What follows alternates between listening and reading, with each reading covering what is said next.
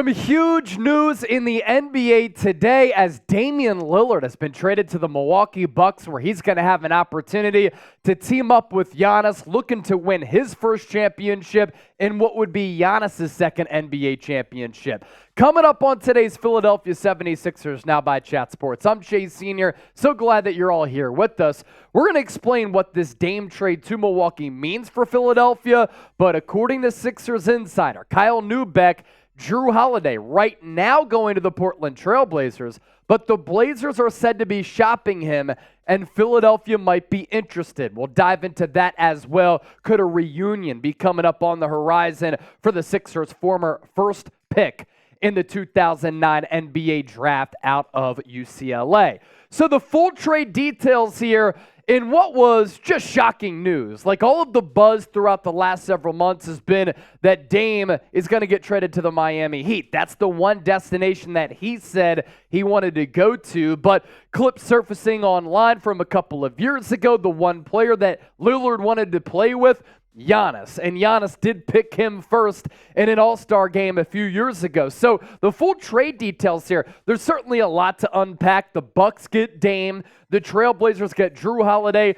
DeAndre Ayton, because the Suns are the third team, couple of other throw-ins. Really, the Blazers giving up Dame for DeAndre Ayton, Jrue Holiday, a 2029 first-round pick, and then pick swaps in 2028, 2030. So that's really surprising to me because I don't love this haul for Portland, given the player that Lillard is. And then the Suns, there was so much chatter about Frank Vogel, new head coach there, wanting Jusuf Nurkic. He's able to get him to fortify that front court, and they get rid of DeAndre Ayton, who's had a turbulent time in the desert. You look at what Dame's done the last 4 years, he's certainly getting a little bit older, but last year, he finished number one in the NBA in scoring, I believe, among all guards, and it was his highest scoring output of his entire career, 32.2 points per game.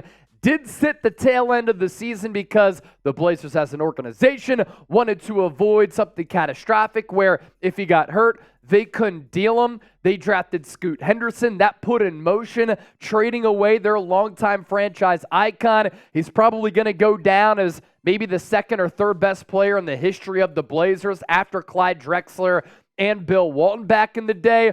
One thing is consistent with Dame time: his consistent ability to score the basketball. 2020, 2021, and 2019, 2020, obviously a representation of that.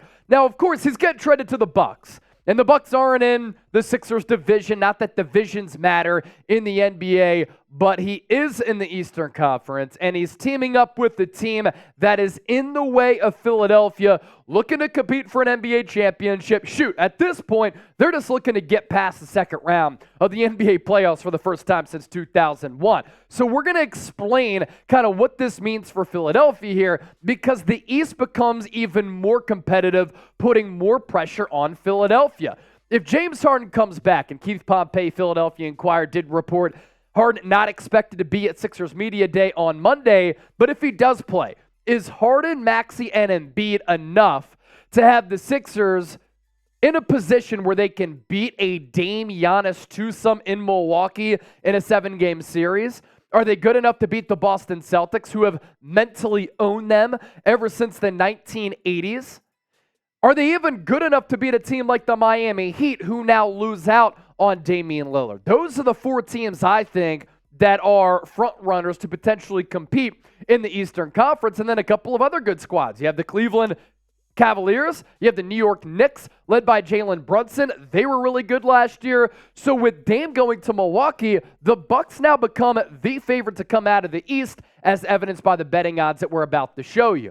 Now, before we continue to move forward on the show, this is why you subscribe. Look, anytime there's a move that the Sixers make or a move out there that impacts Philadelphia, we'll break it down here on the show, and we'll talk Jrue Holiday coming up here. But can we get the 12,000 subscribers with this video? Hit that sub button for year-round coverage of Philadelphia. Now, BetUS is our sportsbook partner. You can get a 125% deposit bonus if you go to chatsports.com/bet.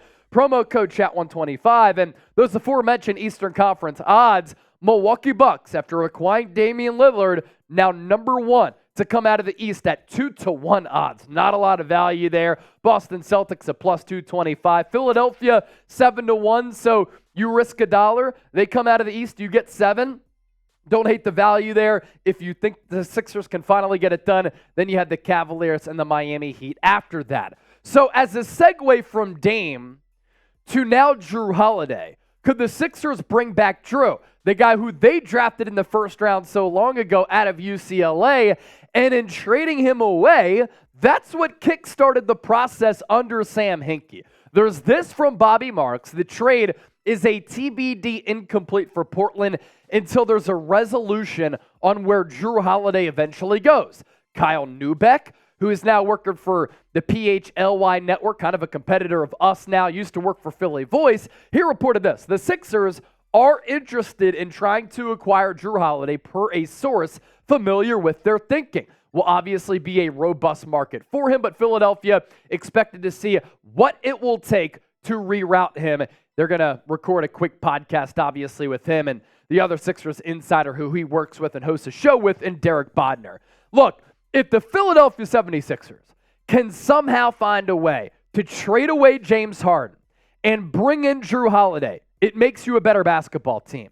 Jrue Holiday is a better three-point shooter. He's a much better defender. He's much more low maintenance. He's a better teammate than Harden is. I think his on-court fit alongside Tyrese Maxey and Joel Embiid would be just fine. And Holiday, when the Bucks won the championship a few years ago, was a critical component to Milwaukee's success that year.